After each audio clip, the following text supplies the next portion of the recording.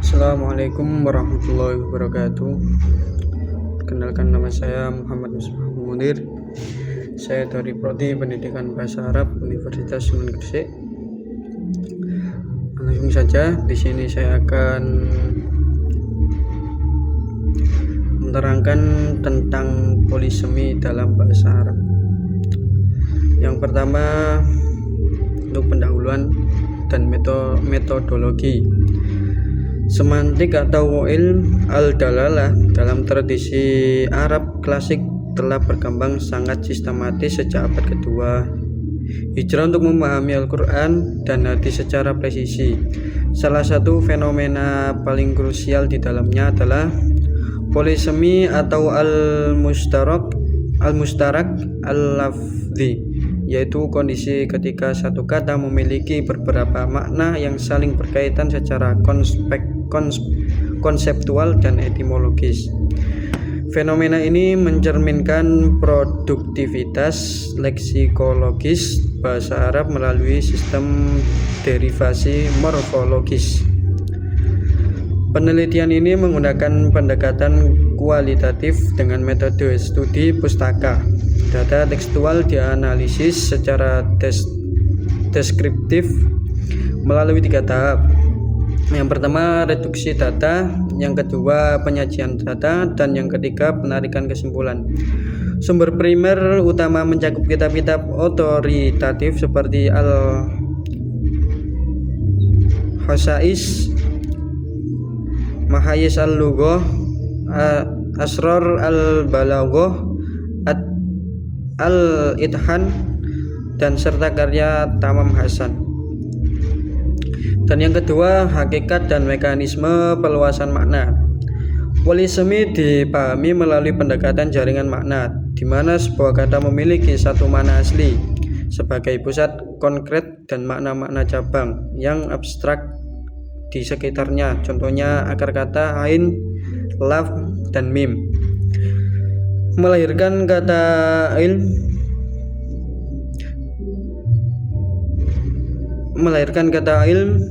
alm, dan alamah. Seluruh makna ini terhubung pada satu payung konsep abstrak, yaitu al-zur wa al-juhr wa al-wuhdu, atau sesuatu yang tampak jelas dan dikenali. Peluasan makna ini dipicu oleh 2 mekanisme utama dalam ilmu balaghah. Yang pertama, al-majaz. Al-majaz, penggunaan lafal di luar makna asli karena adanya hubungan kemiripan, alaqah al-musyabahah. Dan yang kedua, al-majaz al-mursal, perluasan makna berdasarkan prinsip asosiasi atau kedekatan, atau alaqah ghair al-musyabahah. Misalnya pada surat Yusuf ayat 82. Frasa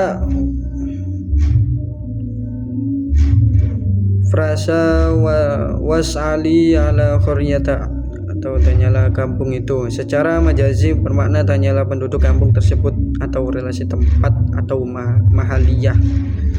Dan yang ketiga, distingsi polisemi dan homonim.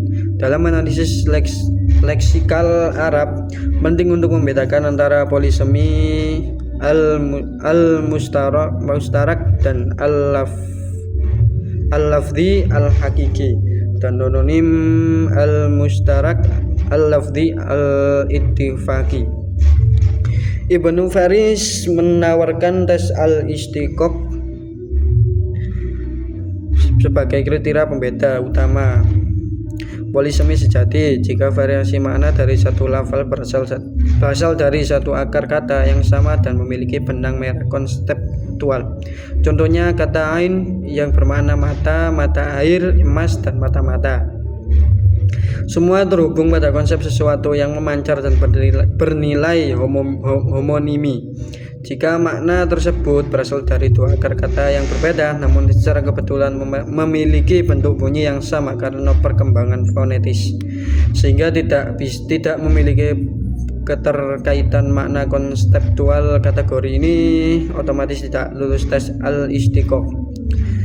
Dan yang keempat, peran al-siyaq. dan implementasinya.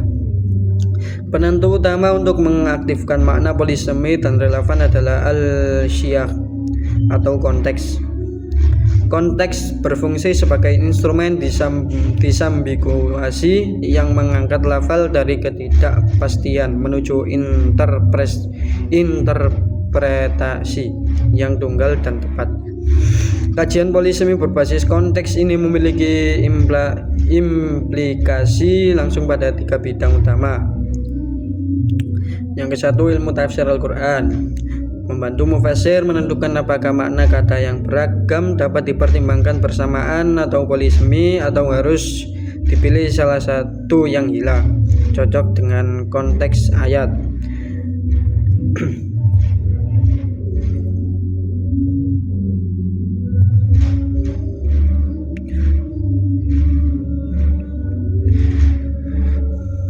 Contohnya kata ummah yang bermakna komunitas, toko teladan, kurun waktu atau agama tergantung pada konteks ayat.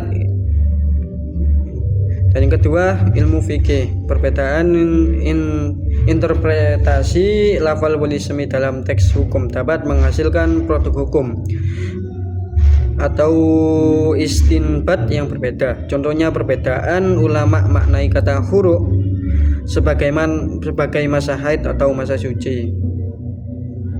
Dan yang ketiga, pembelajaran bahasa Arab, mengubah pembelajaran kosakata dari hafalan konvensional menjadi pendekatan jaringan makna. Pemahaman ini mendukung 4 kompetensi utama,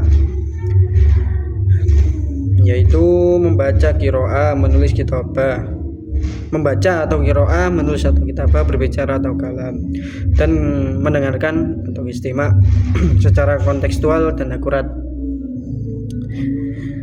Dan kesimpulannya, sebagai simpulan, fenomena polisemi al-mustarak al-lafzi bukan sebuah kelemahan, melainkan bukti keistimewaan dan kekayaan kognitif bahasa Arab melalui mekanisme al-majaz dan pembedaan metodologis via tes al-istiqaq. Kajian ini memberikan landasan operasional yang kokoh bagi analisis teks.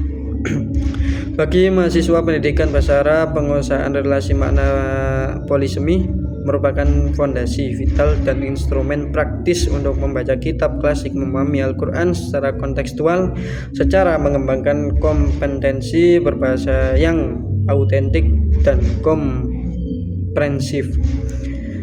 Mungkin itu saja yang bisa saya sampaikan, kurang lebihnya mohon maaf yang sebesar-besarnya. Assalamualaikum warahmatullahi wabarakatuh.